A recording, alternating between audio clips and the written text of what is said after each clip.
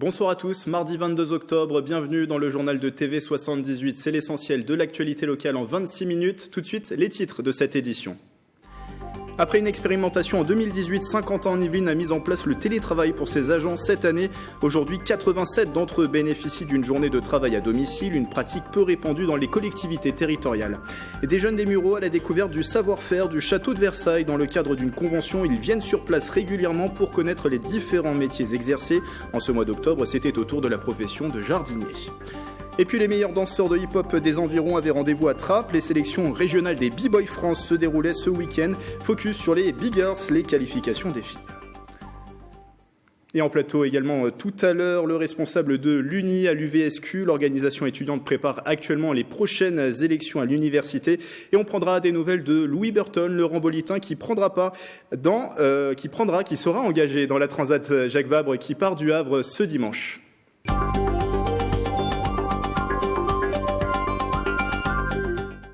Une activité professionnelle exercée à distance, la plupart du temps à domicile, le principe du télétravail, gain de temps et de productivité. Saint-Quentin-en-Yvelines a adopté ce procédé depuis peu après une phase de test. Aujourd'hui, 87 agents de l'agglomération en profitent. Le télétravail, une pratique peu répandue dans la fonction publique territoriale. Reportage.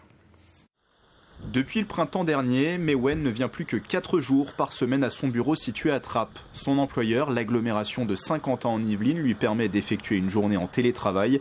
Quand elle reste à son domicile pour remplir ses missions, ce sont 100 km de trajet en voiture économisés. Beaucoup de fatigue en moins, du stress en moins lié aux bouchons, à la circulation. Et puis du coup, une amplitude de travail élargie, puisque 2 heures à 2h30 de transport en moins, c'est sûr que c'est autant de temps de plus passé sur le travail. Aujourd'hui, 87 agents de la collectivité sont en télétravail. Ils gagnent en tout près de 160 heures de trajet.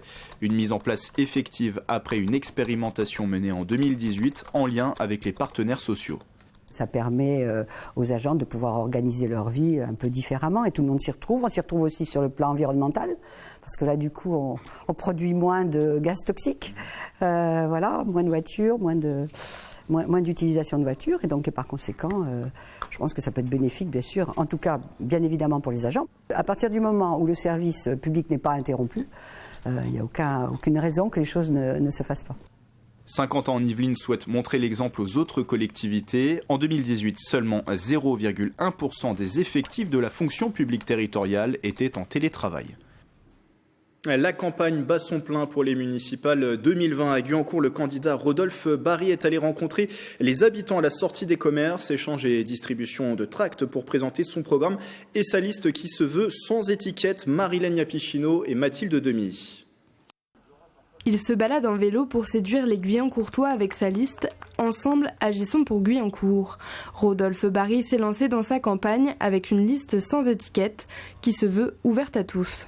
L'objectif, c'est d'aller à la rencontre des Guyancourtois. Donc, il y a plusieurs modes. On a décidé, nous, d'y aller à vélo parce que la ville, elle n'est pas si grande que ça et c'est plus simple pour se déplacer. Puis, comme en plus, d'un point de vue écologique, on veut réduire l'empreinte carbone de la commune, on ne va pas non plus, nous, se déplacer en voiture. Donc, comme la ville n'est pas très grande, on se déplace en vélo de quartier en quartier. Donc, on a fait ça la semaine dernière et puis ça a super bien marché. Distribution de tracts à la sortie des commerces, une technique qui ne marche pas tout le temps, mais qui séduit certains habitants, entraînant des échanges constructifs. Ils sont sur le terrain, donc forcément c'est plus facile d'avoir des gens sur le terrain, c'est de les rencontrer.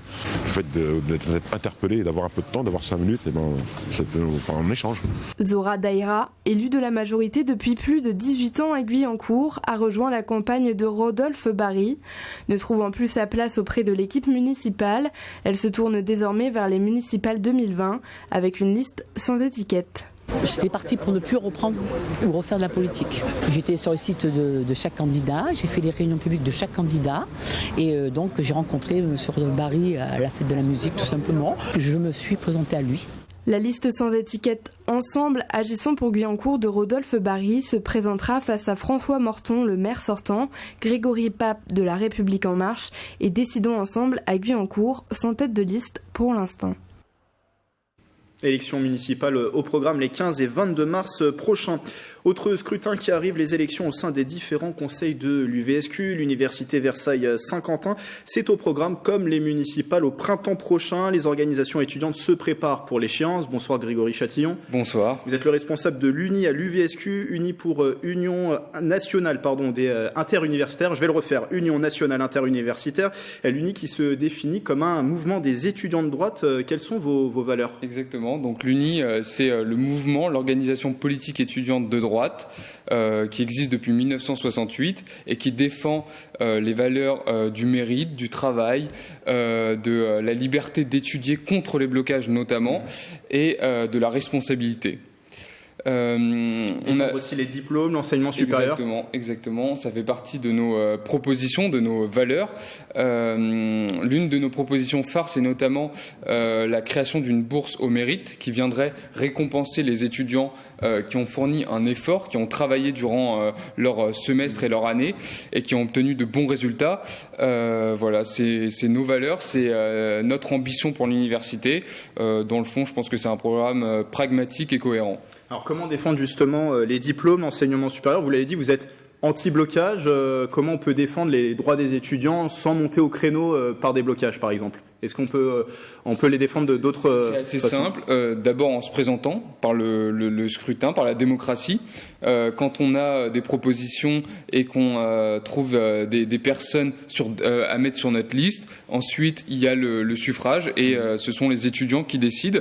Dans les conseils d'administration, ensuite on peut prendre des décisions, on peut faire des propositions à la présidence de l'administration et après c'est à l'avis du conseil de trancher. Alors, votre présence à l'UVSQ, vous êtes à la tête de l'UNI depuis plus d'un an, c'est ça ? Ça fait un peu moins d'un an maintenant que je suis à la tête de l'UNI à l'UVSQ. Et l'organisation, est-ce qu'elle est bien établie à l'UVSQ ? Est-ce que ça progresse ? Elle était assez mal établie. Désormais, depuis le début d'année, depuis la fin de l'année dernière, on a tenté, on le fait, on restructure l'UNI à l'échelle de toute l'université. Désormais, il y a des référents dans chaque faculté qui sont chargés de trouver de nouveaux adhérents, de trouver de nouveaux militants et in fine de créer des listes pour les élections et de faire gagner nos idées. Et là, en cette rentrée, vous avez de nouveaux adhérents ? Bien sûr, on a une vingtaine de nouveaux adhérents. Ça s'annonce assez bien pour cette année. Alors vous parliez pour peser justement dans les décisions de l'UVSQ de représentation au sein du conseil d'administration. Aujourd'hui, c'est pas le cas. L'UNI n'est pas présent au conseil d'administration. L'UNI est assez peu présent dans les conseils d'administration de l'université. Dans les conseils centraux, il y a, il me semble, c'est un élu aux centraux et après on a un élu dans l'académie, donc au CROUS. Qui prennent des décisions notamment sur les tarifs des plats, sur les tarifs des logements, etc. Et ça, c'est une représentation au niveau de l'Académie de Versailles. C'est au niveau des académies, donc là au niveau de l'Académie de Versailles. Donc, du coup, là, les prochaines échéances, pour vous êtes entièrement tourné vers ces élections vers les élections des centraux, on est tourné donc pour mars et avril prochain. Et les CROUS seront renouvelés, mais en fin d'année 2020. Donc pour cette année universitaire, c'est avant tout les centraux qui seront importants. Alors l'objectif, j'imagine, c'est de faire élire des représentants de l'UNI au sein de ces conseils ? Exactement. L'objectif, c'est de gagner le plus de voix, de faire connaître notre projet, de le créer avec les étudiants, parce que c'est avant tout pour défendre leurs attentes, leurs besoins. Donc on sera présent sur le terrain pour défendre leurs intérêts. Et comment ça se prépare ? Il y aura un référent pour chaque faculté ? Il y aura un référent pour chaque faculté. Il y a des référents pour chaque faculté. Donc ils sont chargés de créer des listes, d'établir des programmes bien précis et qui répondent directement je dirais pas aux revendications, mais aux besoins directs des étudiants. Et donc ça doit être adapté aux besoins par faculté. Parce que chaque faculté a ses spécificités. Chaque faculté a ses spécificités, a ses besoins. Il y en a, par exemple, qui sont en économie, qui aiment développer des projets autour de l'entrepreneuriat. Et ben, on doit soutenir ces projets-là. On doit les accompagner, les aider par des mesures fiscales, donc à ce niveau-là. Et puis d'autres qui font autre chose et qui ont besoin aussi de notre aide. Vous disiez être à l'écoute de leurs besoins, ça veut dire le programme global, on le connaît, mais il y aura des ajustements, c'est ça ? Il y aura des ajustements, il y aura une écoute des étudiants et on pourra pouvoir adapter le programme en fonction de ce qu'ils désirent, tout simplement. Donc ça va se décider dans les prochaines semaines. Il y a des rencontres peut-être organisées. Oui, ça va se décider dans les prochaines semaines. Là déjà, l'objectif c'est de toujours recruter davantage. Donc tous les vendredis, on essaye d'être sur le terrain dans une faculté différente, tous ensemble. Et un vendredi par mois, on essaye le soir de faire un apéro pour débattre, pour évoquer plusieurs sujets et créer ensuite des listes avec des programmes et des propositions. Donc j'allais vous demander les prochaines actions, c'est ça, c'est d'organiser ces rencontres. Exactement, c'est les prochaines actions pour l'Uni et l'Université de Versailles-Saint-Quentin. Merci Grégory Chatillon. Je rappelle que vous êtes le responsable de l'Union interuniversitaire à l'Université Versailles-Saint-Quentin. Merci d'être passé en plateau. Cette association à présent entre le château de Versailles et la commune des Mureaux au cœur de Versailles, c'est un programme de 3 ans qui se terminera en 2021. L'objectif du projet, proposer à des jeunes sortis du système scolaire ou en recherche d'orientation plusieurs métiers d'art et de savoir-faire du château. En ce mois d'octobre, c'était le métier de jardinier qui avait été choisi. On revient sur cette découverte avec Mathilde Demy. Ce sont 120 jeunes qui ont découvert les jardins du Grand Trianon. Entourés d'arbres, de fleurs et d'arbustes, ils visitent le domaine accompagnés de leur guide Yvan, jardinier au château de Versailles. On a parlé de la différence entre un jardin anglais et un jardin français. En fait, c'est l'une des spécificités du jardin que j'entretiens, c'est les jardins anglais de Marie-Antoinette. Donc, c'est les seules parties à l'anglaise de tout Versailles, c'est-à-dire que c'est des allées sinueuses, les arbres sont laissés en port libre. C'est un endroit où on doit reproduire la nature, on doit reproduire les plus belles choses de la nature. Contrairement au jardin français où tout est rectiligne, tout est droit, symétrique. Cadré. Même si le métier de jardinier ne l'a pas séduite, Mina, collégienne, a admiré les fleurs et les statues et a même pu goûter des fruits cultivés dans le jardin. On a appris des nouvelles choses qu'on ne savait pas. Par exemple, on a mangé un fruit tout à l'heure, un fruit de la forêt. En fait, on a cru qu'il est... Comme on dit que c'était un poison, en fait, c'est pas du tout un poison, c'est un fruit qu'on mange et il a un goût comme l'abricot, on va dire, à l'intérieur. Durant les 3 ans du programme, les jeunes pourront découvrir des métiers parfois originaux, comme un sellier maroquinier, un parquetteur, un marbrier ou encore un tapissier. On a choisi de faire quelque chose qui se rapproche plus d'une volonté de permettre aux jeunes de découvrir Versailles sous un autre jour, celui de ces métiers, de ces pratiques professionnelles très diverses, très variées, qu'on n'imagine pas toujours, le grand public d'une manière générale, hein, et donc encore plus quand on est jeune et qu'on ne sait pas trop qu'est-ce qu'on a envie de faire de son avenir. Un projet qui permet à certains jeunes de trouver leur orientation dans un métier qu'ils ne connaissent pas. Au cœur de Versailles se terminera en 2021, de quoi créer encore quelques vocations. Le sport, il a été dévoilé hier. Le comité d'organisation des Jeux Olympiques 2024 de Paris a présenté le logo de l'événement. Le voici, il se dessine actuellement à l'écran. 3 symboles ont été choisis pour réaliser le visuel. La médaille d'or pour le sport, la flamme pour le mouvement olympique et paralympique. Et Marianne, image de la France. Rappelons que si l'événement est siglé JO de Paris, il se déroulera aussi en région francilienne, sur plusieurs sites, notamment à Saint-Quentin en Yvelines, épreuve de cyclisme sur piste au Vélodrome National, de BMX à Lille, de loisirs toutes proches. Le golf, récente discipline olympique, se tiendra au Golf National qui a accueilli la Ryder Cup. Enfin, les épreuves de VTT sont prévues sur la colline d'Elancourt. C'est l'une des 3 compétitions majeures de voile. La Transat Jacques Vabre débute dimanche. Départ du Havre, direction le Brésil. Et un rambolitain, Louis Burton, va participer à cette course au large. Il sera en duo avec l'un de ses amis de toujours, Davy Baudard. Michael Elmido a rencontré Louis Burton, Patrick Jacques de Dixmude pour les moyens techniques. À mes côtés, le rambolitain Louis Burton que nous avons réussi à avoir juste avant son départ. On est à Paris. Et il est prêt. Il est prêt, Louis Burton. Oui, bonjour à tous. C'est toujours un plaisir de venir en Ile-de-France. On se voit régulièrement avant les départs de course.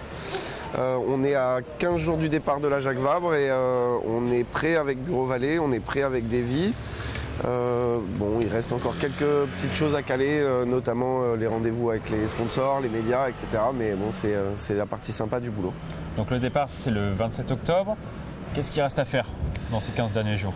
Alors on va partir de Saint-Malo pour monter au Havre au départ de la Transat Jacques Vabre le 17, donc la semaine prochaine. Entre-temps, on doit encore faire nos sacs de vêtements, on doit faire nos sacs de nourriture, vérifier qu'on a suffisamment de gaz, vérifier tous les derniers petits aspects logistiques qu'on repousse un peu au dernier moment, parce qu'on priorise d'abord sur la préparation du bateau. Donc là, on est vraiment sur les tout derniers préparatifs. Le bateau, il est comment? Alors c'est un bateau qui a gagné le dernier Vendée Globe. C'était l'ancien Banque Populaire. C'est un bateau qu'on a pu améliorer encore cette année pendant le chantier d'hiver. On a mis des systèmes qui permettent de régler les foils et donc d'améliorer encore les performances. C'est un bateau qui devrait nous permettre de jouer en tête cette année pendant la Transat Jacques Vabre. En tout cas, on espère. Il ne faut pas que j'en parle trop parce qu'il ne faut pas porter malheur, mais c'est vraiment une belle machine. L'année dernière, vous aviez abandonné assez tôt. Est-ce que cette année, vous êtes plus confiant? Alors c'est vrai que... C'était sur la route du Rhum, je précise. Ouais, c'était sur la route du Rhum 2018. C'est toujours un grand coup dur quand on ne peut pas aller au bout d'une course. Ça avait duré 12 heures l'année dernière. Cette année, on a renforcé tout ce qui pouvait à nouveau casser, donc tout ce qui était calculé un peu trop léger. Aujourd'hui, on a un bateau qui est fiable normalement. Après, ça reste un sport mécanique, donc c'est un peu comme en Formule 1, quoi. Ça va être à nous de gérer pour ne pas appuyer trop sur le bateau quand les conditions de mer sont trop difficiles. Il faut terminer et idéalement terminer en étant le plus devant possible. Cette Transat, ça représente quoi pour vous? Alors la Transat Jacques Vabre, donc ça va être ma 5e participation d'affilée. C'est une course mythique, elle existe depuis longtemps. Et c'est une course que moi j'adore personnellement parce qu'on l'a fait en double, on est très souvent en solitaire sur nos bateaux et de faire une course à deux c'est sympa en général. Et ça permet d'exploiter à 120% les bateaux puisque pendant qu'il y en a un qui veille et qui règle le bateau, l'autre dort, se repose. Donc voilà, c'est une course très dure mais que j'affectionne particulièrement parce qu'on est deux à bord. Vous serez avec, comme coéquipier dans le bateau, vous serez avec Davy Baudard. Qui c'est Davy Baudard? On ne le connaît pas forcément, le grand public ne le connaît pas forcément. Est-ce que c'est quelqu'un en qui vous avez confiance? Alors Davy Baudard, oui, c'est un ami de longue date puisqu'on s'est connus sur le circuit IRC, donc les régates en habitable quand on avait 18 ans. On a le même âge, on est mariés tous les deux, on a 2 enfants. Enfin, on a vraiment un parcours de vie commun, donc dans toute la préparation, on se comprend. Vous vouliez partager un événement de ce type ensemble? Oui, c'est vrai que en fait, Davy, il est très bon sur l'eau, mais depuis à peu près 15 ans, il fait ce qu'on appelle la mini transat qui vient de partir là. Et ça tombe toujours pendant les Transats Jacques Vabre et donc on n'avait jamais pu partir et cette année il ne faisait pas la mini transat donc j'ai sauté sur l'occasion pour lui proposer cette course et c'est un binôme en qui j'ai confiance, je sais qu'il prendra soin de moi, je sais qu'il a l'objectif d'aller le plus vite possible et puis dans la vie professionnelle il a un chantier naval et donc techniquement il est vraiment au point. Sur l'eau, vous allez être complémentaires? Alors on est assez complémentaires dans la préparation, sur l'eau on est complémentaires, en tout cas on ne peut pas vraiment dire qu'on soit complémentaires. On fait tout ensemble et à deux. On a tous les deux des parcours de skippers solitaires.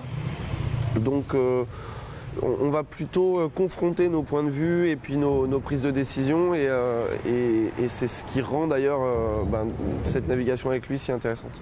La préparation tous les deux, elle s'est passée comment justement? Alors on a dû déjà réparer Bureau Vallée suite à la route du Rhum. Ça a été un gros challenge parce qu'il y avait eu, je ne sais pas si vous vous rappelez, mais il y avait eu une voie d'eau très importante. J'avais embarqué plusieurs tonnes d'eau à l'intérieur du bateau. Donc il y a eu 7 mois de chantier jusqu'au mois de juin à peu près de préparation. Et ensuite ça a été des navigations, de la mise au point, des navigations de la mise au point. Ça c'est sur la partie nautique. Il y a eu une course importante qui est le Fastnet qu'on a couru en août, on a terminé 4e.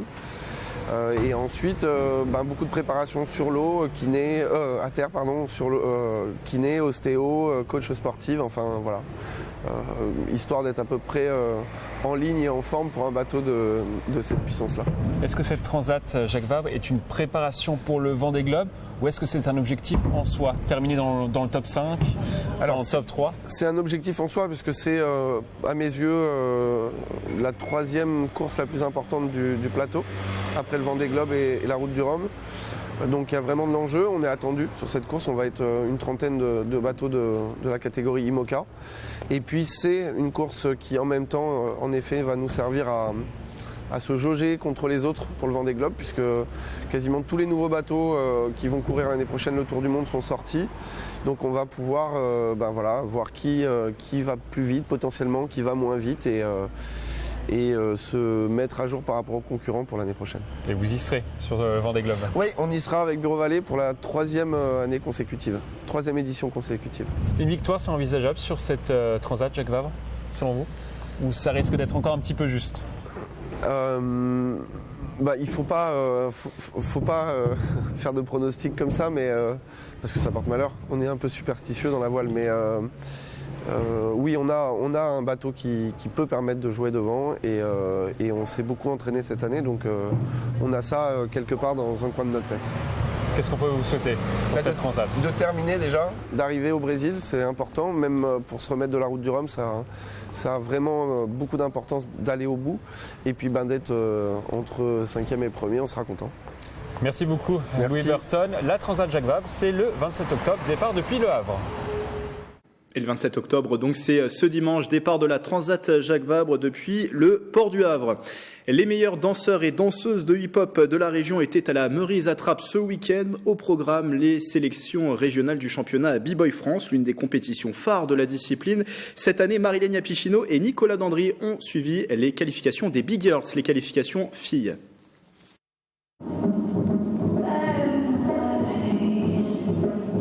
Pour la 2e année consécutive, les qualifications régionales pour le championnat de danse urbaine B-Boy France se déroulaient à la Meurize Attrape, le département des Yvelines étant précurseur dans la pratique du breakdance. Il y a un espèce d'engouement et puis une force qui vient des aînés des B3, des Black Blamber.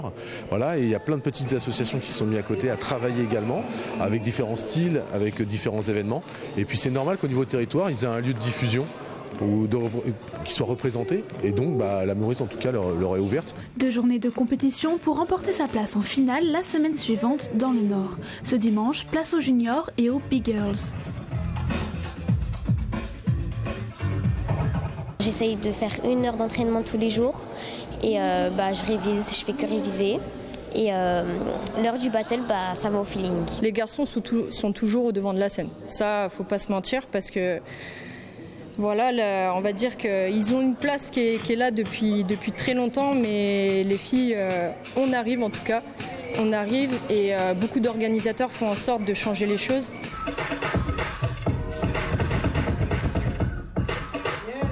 Sur 46 participants, elles étaient 10 à concourir en catégorie Big Girl. La discipline se féminise peu à peu. Ça se passe très bien. Il faut savoir que le breakdance rentre aux Jeux Olympiques normalement en 2024 à Paris justement. Et il y aura la catégorie filles aussi qui sera représentée, donc tout va bien. Aucun Yvelinois ne s'est qualifié. Chez les filles, c'est Cégie, une Seine-et-Marnaise, qui représentera l'Île-de-France. On referme ce journal par la découverte d'une formation musicale unique en son genre, le Quatuor à cordes de l'Armée de Terre. Les musiciens qui la composent sont tous des militaires. Ils sont basés dans les Yvelines à Satory et donnent en ce moment une série de concerts. Aurélie Ronze.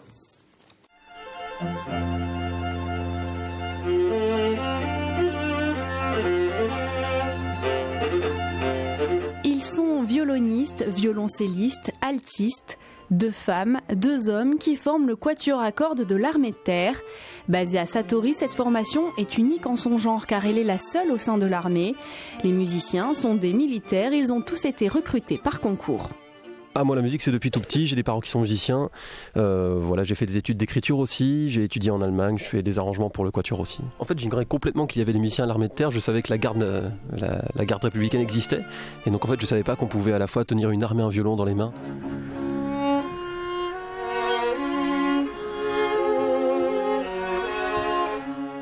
Ce Ce quatuor à cordes fait partie du commandement des musiques de l'armée de terre. Habituellement, il se produit pour les plus hautes autorités civiles et militaires, mais pour mieux les faire connaître, certaines représentations sont ouvertes au public, une première. Le but de cette série de concerts, c'était de les faire découvrir, déjà d'une à la population versaillaise, parce que je pense que les Versaillais ne savent pas qu'il y a un quatuor dans leur ville, de leur montrer aussi que nos musiciens militaires peuvent jouer bien évidemment du répertoire classique, le quatuor américain de Dvorak, mais du Beethoven, du Haydn, en fait, ils peuvent tout jouer. Après la musique américaine, les prochains moments musicaux du quatuor à cordes seront consacrés aux musiques d'Halloween ou encore de Noël. 40 minutes de concert qui demandent une préparation quotidienne. Nous devons être présents à la caserne de 8h à 17h. On commence à répéter tous ensemble vers 10h à peu près. Et ensuite, l'après-midi, on alterne entre travail personnel et répétition à 4, en fonction du programme qu'on a à monter, des concerts qu'on a à faire. L'auditorium peut accueillir jusqu'à 80 personnes. Pour découvrir le quatuor à cordes de l'armée de terre, il suffit de s'inscrire. Prochain rendez-vous les 7 et 27 novembre. Ce reportage et bien d'autres encore à retrouver dans l'émission 7-8 Culture, tour d'horizon des prochains spectacles, expositions et concerts en compagnie d'Aurélie Ronze. Et c'est dans un instant sur TV 78. Voilà, à la fin de ce journal. Merci de l'avoir suivi et j'aurai le plaisir de vous retrouver dès demain pour une nouvelle édition. Belle soirée sur TV 78.